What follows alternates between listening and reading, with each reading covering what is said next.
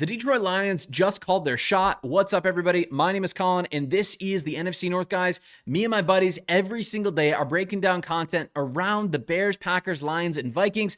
On this episode today, I want to talk to you about really what the Detroit Lions just did. It's got a lot of fans, a lot of people upset. Instead of posting some 3 to 7 or 8 minute schedule release with a lot of nuance and creativity, they said no. They said 33 seconds. Dan Campbell in his office walks to a post-it board, pins the schedule on a board, and calls it good.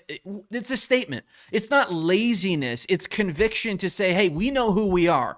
Do you remember who we are? Do you remember who we're about? Well, the NFL remembers, and the NFL gave the Detroit Lions 5 primetime slots on the basis of, or in the base of this year, and potentially a 6th if the Green Bay Packer game, Week 18, flexes into Sunday Night Football as potentially the last game of the season. I want to walk through the schedule in a little bit, but again, the NFL doesn't hand you this sort of schedule if they don't expect you to be in the mix in January. Again, this isn't laziness. This is a conviction and statement by the team and even the NFL to say, hey, this is a team we believe in. They've one of the highest win totals projected based off the odds. But again, you know who the Detroit Lions are. They don't need to dress it up. The NFL doesn't need to dress it up even. And they are calling their shot that they are going to be back, that they are going to be fighting, that they have just a mission critical of really pushing deep into the playoffs. But that being said, let's talk about this schedule. Week 1, New Orleans Saints. I'll nuance a couple things around some of these games, but really at the end of this video, there's like 3 or 4 things I think you as a Lions fan need to know about this schedule going into 2026. But let's just run through the schedule. You can see it on the screen right here. Detroit Lions home opener against the New Orleans Saints, a team that really is a rising team. They haven't been the same since Sean Payton and Drew Brees have left, but they are mid-rebuild. They've got their quarterback of the future. Potentially. He's a second-year player. They've got a couple of really good receivers. This is a great test for the Lions secondary in week 1. Are they going to be back, right? Are they going to be healthy?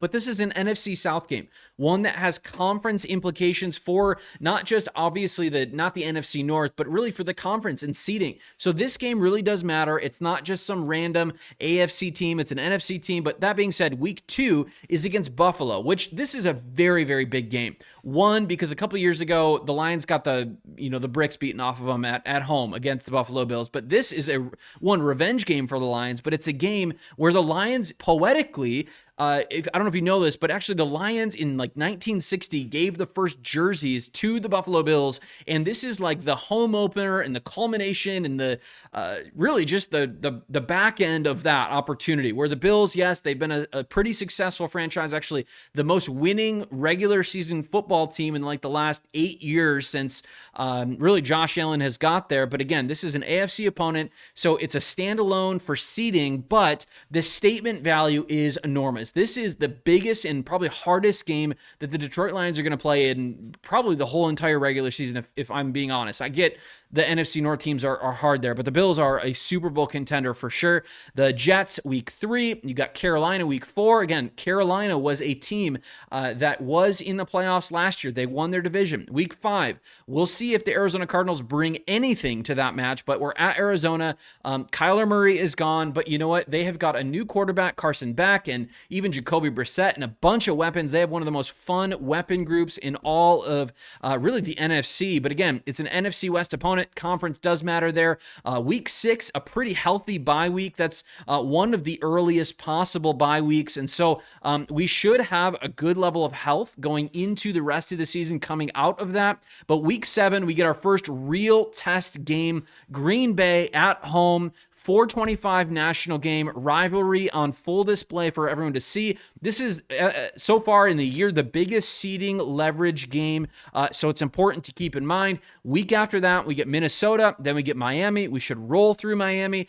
Then we get the fun Week 10 international game against New England. Again, this is not a London game, it's a Germany game, rather, and it's where for some reason, we're home because of maybe Amon-Ra St. Brown. I just hate how the NFL does this, but again, it's a functionally neutral site, so it's kind of a waste of a home game, but it's an AFC opponent. Again, the Patriots are just coming off a Super Bowl loss. Maybe they've got some Super Bowl fatigue, but they're a good team nonetheless. This is a huge logistical reality for the team, but it should just be a normal contest.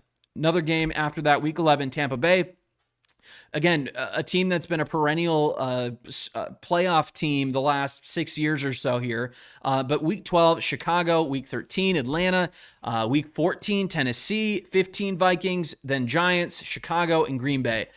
The thing that's really interesting about the end of this schedule is that the Detroit Lions are the first team since 2021 where they play the Vikings, Bears, and even the Packers in the last 3 out of the last 4 weeks, and they're on the road. It's a very interesting little conundrum there. But again, this is going to be the black and blue division. This is truly one of the most fun division rivalries. You know, every team has its own.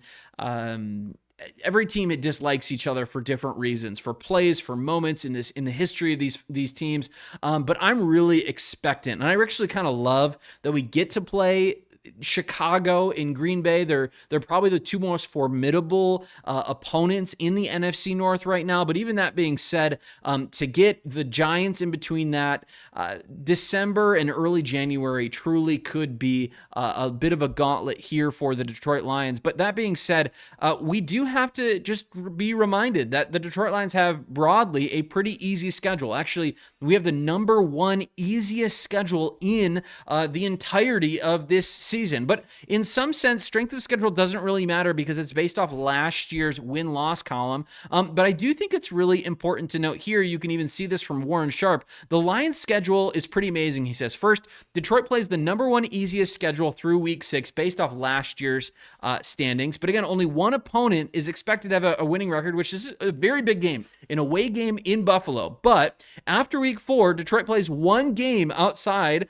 prior to January 3rd, and it's in Miami, which is very, very, very, very, very important for Jared Goff. I know I went hyperbole there. I went a little high, but that's very important for the way that this offense runs and the way that really Jared Goff has functioned. I know he's had a couple games where he's done well in outside conditions, but really to be able to say that after week 4, the only outdoor games we have to play are in Lambeau, which is going to be a frozen tundra on January 4th or 3rd, whatever the date is. But then also like in Miami, like it might be really hot and nice outside still in the midst of the, down there being there in Miami. But again, even though Detroit lost a home game to Germany, it sets up really well for the Lions to be home. And again, there's an opportunity to get great seating and even to push deep into the playoffs really in Ford Field, which could be really great. One last thing to round out this episode. I think this is important. The rest differential is something that I think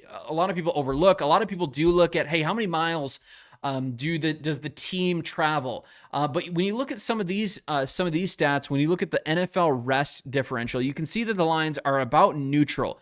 Which again, it's not like, hey, we have this huge advantage like Chicago does. Again, we're keeping them in mind here. They were kind of some frauds last year with that turnover margin, and now they get the best, NFL rest differential, actually, I think in the last like 15 years or something. It's a ridiculous stat.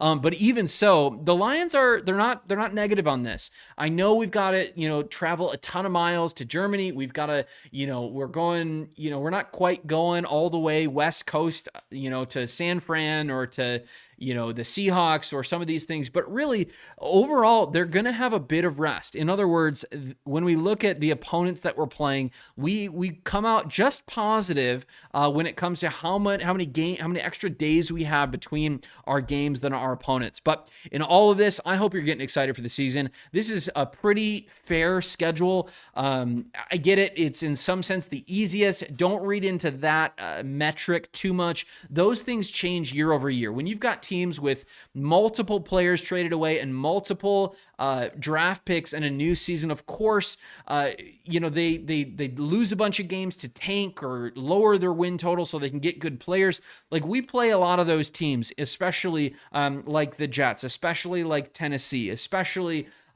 just some of those other teams that aren't super high caliber teams or not coming off huge win total seasons. But the Lions still have a good schedule. There's a lot of really fun games. Let me know down in the comments if there's a particular game that you're scheduling or circling right now that gets you really excited. But in all of it, have an amazing day. Remember, subscribe to the channel, join the community, breakdowns every single day that are fair-minded. We hope you would join us. Have a great day. See you later.